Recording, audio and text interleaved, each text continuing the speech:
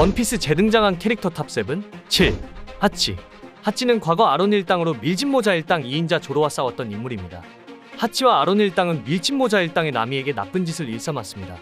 나미에게 1억 베리를 바친다면 마을 전체를 판다고 하였는데 당연히 거짓말이었죠. 그런데도 그것을 철석같이 믿은 나미는 마을을 구하기 위해 해적을 상대로 소매치기를 시작했고 죽기 살기로 1억 베리를 거의 모았었습니다. 그러나 1억이 모이기 직전 아론은 부패한 해군 장교 네즈미를 내세우며 계획을 수포로 돌아가게 했죠. 그러고서 뒤에서는 세계 지도를 모두 그려준다면 놔줄 수도 있다는 뉘앙스의 농담이나 늘어났죠. 그리고 루피와 친구들이 나미를 도와줘 아론과 하치를 무찌르고 다른 항해로 나아갔습니다. 해군에게 잡힌 아론 일당 중에 하치만 감옥선에서 아론 일당 중 유일하게 탈출에 성공하고 케이미를 만나 같이 타코야키 장사를 합니다. 그러다가 케이미를 노리는 인신매매단 마크로 일당을 물리치면서 충실한 하루하루를 보내다가 마크로와 손잡은 듀발의 날치 라이더즈에게 잡히고 말고 그 무렵 우연히 케이미를 구해준 밀짚모자 일당이 그녀의 친구 하찡을 구하러 듀발의 아지트로 출발했죠. 하찡은 찔리는지 밀짚모자 일당이 나타나자 먹물을 내뿜어 온몸을 검은색으로 바꾸었습니다. 하지만 목소리며 실루엣이며 이미 거의 하찌로 확실시되는 상황이었고 거기에 아론의 안부를 묻는 상디의 유도신문으로 단번에 정체가 들통났죠. 당연히 선장인 루피는 물론이고 이스트 블루 원년 멤버 전원이 케이미의 애원에도 불구하고 하치의 구출을 반대했죠. 하지만 원한의 당사자인 나미가 잠시 생각한 끝에 하치는 괜찮다며 도와주자고 말하자 본격적으로 조로가 나서서 하치를 구해주죠. 그리고 하치는 밀짚모자 일행과 함께 마크로 일당과 싸웠습니다. 그리고 싸움이 끝난 후 타코야키도 대접해주고 케이미가 철룡인에게 납치되자 밀짚모자 일당도 같이 구하러 도와주었죠. 철룡인에게 어인차별을 받자 루피는 철룡인을 참교육해주고 나중에 어인섬에서 하치를 다시 만나 이런저런 일이 생긴답니다. 6. 루치. 워터7 당시에는 조선공인 줄 알았던 루치. 하지만 정부 소속 CP9으로 고대병기 플루톤 때문에 잠입한 거였죠. 그때 루치는 CP9 중에 최고 살육병기로 리더 위치에 앉아 있었습니다. 루피와의 싸움에서 진 후 스펜담이 애니에스 로비의 패배에 대한 책임을 전가하는 바람에 쫓기는 몸이 되었죠. 루피에 의해 다른 멤버들과는 비교도 안 될 만큼의 중상을 입은 터라 한동안 의식을 찾지 못해서 도주하며 동료들에게 엎혀다녔고 거의 다 회복하고 스펜담에게 나중에 한보자는 전화를 남겨줬죠. 그리고 800일화에서 처음으로 2년 후의 모습이 나왔는데 CP0로 등장했습니다. 카쿠도 휘하에서 일하는 중이며 상관이었던 스펜담은 가장 큰 빽이었던 아버지가 병환으로 알아 누운 상태라 현재 루치의 부하로 전락했죠. 그리고 레벨리 당시 철룡인의 개가 되어 시라오시가 납치되자 철룡인의 명령에 움직였습니다. 그 후 에그헤드로 파견을 가 루피와 다시 싸웠지만 일방적으로 루피에게 농락당하는 밸런스를 보였습니다. 5. 엑스드레이크. 최악의 세대 중 한 명으로 등장했고 이때 시비가 붙은 괴승 우루지와 킬러 사이에 끼어들어 싸움을 저지한 뒤 날뛰고 싶으면 신세계로 라고 말했습니다. 그 후 우루지와 호킨스가 키자루와 파시피스타와 대치하고 있을 때 현장에 난입해서 파시피스타에게 한 방을 먹였죠. 그리고 키자루에게 당하고 신세계로 향했습니다. 결국 카이도 일당에 들어가 토비로 포가되어 해군 소드 대장으로 임무를 수행하고 있었습니다. 이후 1년의 사태로 인해 야마토 추적이 중단된 상황에서 후주후가 퀸을 죽이고 싶은데 도와달라고 요구하자 귀찮다는 반응을 보이면서도 후주후를 따라 나섰습니다. 그러나 그것은 트라팔과 로가 풀려난 것으로 인해 드레이크의 정체를 의심하여 후주후의 함정이었고 결국 후주후와 퀸, 바질 호킨스에게 붙잡혀 다굴당하는 신세가 되죠. 그 다음 폭탄을 이용해 방을 폭파시키고 이를 틈타 밖으로 빠져나오는데 성공하였습니다. 루피의 편으로 태세전하늘의 CP0 한 명에게 치명상을 입혀 1인분을 하죠. 이후 모든 싸움이 끝나고 쓰러져 있는 와중 왼팔이 잘리는 중상을 입은 호킨스가 나타나 해병이냐고 추궁하자 대답해 줄 것 같냐며 거절했고 호킨스와 잡담하다 쓰러지지만 나중에 해군에게 구해져 살아있는 장면이 나왔습니다. 4. 동쿠레. 크로커다일 회사의 간부여서 적이었지만 루피와 친구였던 동쿠레 상디와 싸우고 패배한 다음 전투가 끝난 뒤에 완전히 기절한 다른 간부들과 달리 홀로 다시 일어나서 그 자리를 떠나 체포를 피했죠. 아무것도 생각하지 않고 태평하게 왕궁에서 놀고 있는 밀짚모자 일당을 대신 고잉메리 홀을 지켜주며 같은 편임을 어필하지만 애초에 고잉메리 홀을 지켜준 건 어디까지나 히나가 포위망을 깔아서 자기도 못 빠져나갔기 때문에 편을 늘리려는 계산을 깔고 한 게 아니냐고 지적받았죠. 어찌 됐건 탈출을 위해 협력하다가 밀짚모자 일당이 간신히 열린 탈출로로 향하려 하지 않자 처음엔 그들을 버려두고 혼자 탈출하고자 합니다. 그러나 동료를 만나러 가기 위해 그쪽 길론 갈 수 없다는 루피의 말에 자신의 부하들과 함께 스스로 미끼가 되었죠. 루피 일행을 보내주고 자신들은 히나의 추격에 포위되죠. 그래서 임펠다운에 수감이 되고 루피와 다시 임펠다운에서 조우합니다.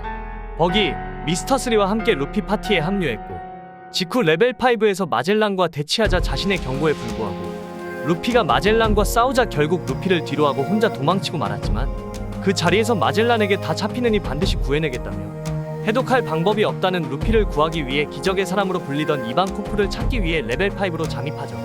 이때 뭐하러 가냐고 따지는 버기에게 친구니까 다른 이유 따윈 필요 없어 라는 굴지의 명대사를 말했습니다. 그렇게 지독한 추위를 버티며 필사적으로 이반코프의 정보를 얻으려고 돌아다녔고 가까스로 이반코프를 만나 루피 치료를 성공하게 됩니다. 그 후 다같이 탈출하는 상황에 임펠다운을 벗어나는 루피 일행이 최종 관문이라고 할 수 있는 정의의 문에 닿았을 때 마젤란으로 변신해서 희생하여 문을 열었고 루피에게 꼭 형을 구해라 라고 한 뒤 마젤란과 싸우는 장면으로 끝이 납니다. 이때까지만 해도 독으로 죽은 줄만 알았던 봉쿠레는 666화 표지 연재에서 생존이 확인됐고 이반코프가 여왕으로 군림하던 레벨 5.5 뉴커머 랜드의 새로운 여왕입니다. 3. 사우로. 사우로는 포네그리프를 연구하는 니코 올비아를 비롯한 오하라의 고고학자들을 추격하면서도 지나치게 강경한 대처를 고집하는 세계 정부의 지시에 의문을 갖고 있었습니다. 그 와중에 당시 대장이었던 생고쿠에게서 오하라를 아예 지워버리기 위한 버스터콜에 참가하라는 명령을 하달받았고 이에 사우로는 내가 본 학자들은 순수하게 역사를 연구하려는 사람들이다. 현장에서 사람의 목숨을 빼는 것은 우리다. 녀석들이 악이라는 증거를 보여줘라고 항의했죠. 그러나 생고쿠는 정부를 의심할 생각이냐 잠자코 복종해 라며 일축하고 이에 결국 사우로는 자기 독단으로 올비아를 옥에서 구해준 뒤 탈영했죠. 그 다음 오하라 섬에 떠밀려온 뒤 로빈이 구해주면서 정을 쌌습니다. 곧 자신이 표류해 온 곳이 하필이면 세계 정부에게 표적이 되어버린 바로 그 오하라 섬이라는 사실을 알게 되고 로빈에게 섬이 위험하다는 것과 어머니 올비아가 돌아왔다는 것을 알려주는데 직후 곧장 버스터 콜이 발동되어 해군의 포격이 시작되자 로빈을 지키고 그들을 저지하기 위해 싸움을 시작했고 절친이었던 쿠잔과의 싸움에서 저항도 못해보고 쿠잔의 아이스 타임 캡슐에 당해 얼어버리죠. 그는 완전히 얼기 전 로빈에게 언젠가 반드시 동료들을 만날 수 있을 거야 라는 한마디를 남겼고 쿠잔은 로빈에게 작은 배를 넘겨주며 불바다가 된 오하라에서 빠져나올 수 있게 해주고 그렇게 사우로는 죽은 것으로 보였으나 닥터 베가펑크의 언급으로 사우로가 살아있었다는 사실이 밝혀졌습니다. 베가펑크는 클로버 박사와의 인연으로 그를 조문하고자 직접 오하라에 방문했는데 이때 우연히 오하라의 학자들이 죽기 전 호수로 던진 문헌들을 끌어올리던 거인족들을 발견하게 되고 마침 비슷한 시간에 오하라에 방문한 몽키디 드래곤으로부터 저들이 엘바프에서 온 거인족 무리이며 그들의 선장인 몸에 붕대를 칭칭 감은 사내가 호수 속에 버려진 문헌의 가치를 알고 발굴하고 있을 것이라고 귀띔해 주었죠. 이후 문헌에 흥미를 느낀 베가펑크는 거인족들이 문헌을 회수하는 걸 지켜본 뒤 직접 엘바프로 방문해가면서까지 붕대를 감은 사내를 찾아가 문헌을 읽게 해줄 수 없냐고 부탁하고 사내의 허락하에 오하라가 남긴 모든 문헌의 지식을 습득하는 데 성공하죠. 그리고 1114화에서 엘바프에 있는 것으로 추정되는 숲에 누워서 베가펑크의 방송을 듣고 있는 모습으로 나왔습니다. 얼굴은 음영이져 보여지지 않았으나 특유의 데레시시시하는 웃음소리나 체형의 실루엣은 누가 봐도 사우로인지라 생존했음이 확정되었죠. 2. 빙.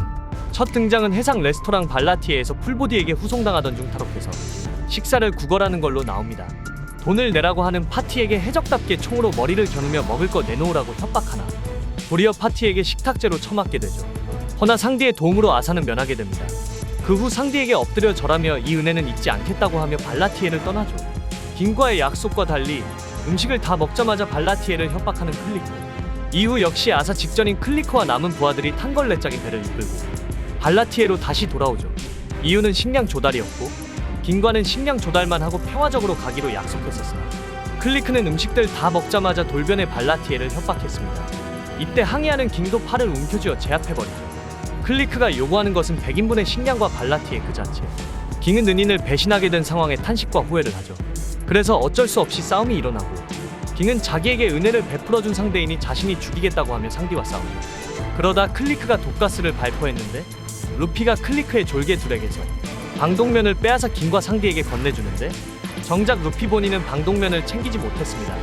이에 깅은 방독면 하나를 루피에게 던져주고 남은 하나를 상디에게 씌워준 후 정작 본인은 독가스를 마셔 쓰러지죠.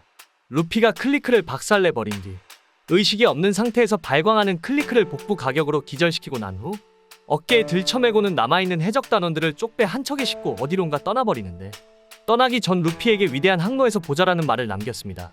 그 후 1117화에서 해적선 벌집에 있는 모습이 확인되면서 클리크, 파알과 함께 재등장하게 되었습니다. 전과는 달리 검을 장비하고 있으며 여전히 클리크를 보좌하고 있는 듯 하죠. 1. 사보. 어릴 적 루피, 에이스, 사보는 피는 안 섞였지만 삼형제를 맺었습니다. 그러다 사보가 집이 진절머리가 나 뛰쳐나와 먼저 해적의 세계에 들어가겠다고 홀로 배를 타고 나갔습니다. 하지만 운이 안 좋게도 그때 철룡인 배가 오고 있었습니다. 사보는 맞은편에서 오는 거대한 배를 보고 놀란 뒤 옆으로 비켜갔는데 배에 타고 있던 자르막성이 해적기를 내걸은 이상 그 어떤 자도 해적입니다. 무엇보다도 천한 것이 감히 자신의 배 앞을 가로질렀다는 이유로 중화기를 난사했죠. 결국 직격당한 사보의 배는 침몰해버렸고 죽어버린 줄 알았지만 다행히 사보는 중상을 입었지만 죽지는 않았고 드래곤이 구해준 덕분에 천만다행으로 목숨을 건졌습니다. 하지만 그 충격으로 기억상실증에 걸려 에이스와 루피를 포함해 자신의 과거를 모두 잊고 말았죠. 결국 사보는 그대로 혁명군과 함께하게 되었고 혁명군 넘버2가 되었죠. 그 후 코리다 콜로세움에서 루피와 12년 만에 재회했습니다. 이때 루피는 에넬의 그 표정을 하며 충격을 받았죠. 그리고 죽은 줄만 알았던 형의 생환에 대성통곡하는 루피를 달래면서 너까지 죽었다면 외톨이가 될 뻔했다며 살아있어줘서 고맙다고 말하였습니다. 그리고 에이스의 유품 이글이글 열매를 얻기 위해 루피 대신 콜로세움에 참가를 해 승리를 하여 이글이글 열매를 먹었죠. 레벨리 편에서 쿠마를 구하기 위해 마리조아에서 활약을 보였습니다. 이무의 정체와 어로성의 능력들을 보고 도망쳤습니다. 그 후 루루시아에서 혁명군과의 통화에서 빛이 번쩍하면서 통신이 끊겨 사보는 이때 핵폭발을 맞아 죽은 줄 알았죠. 하지만 루루시아 주민들을 이끌고 뉴아프만 왕국에 도착해 살아있다는 걸 증명하였습니다.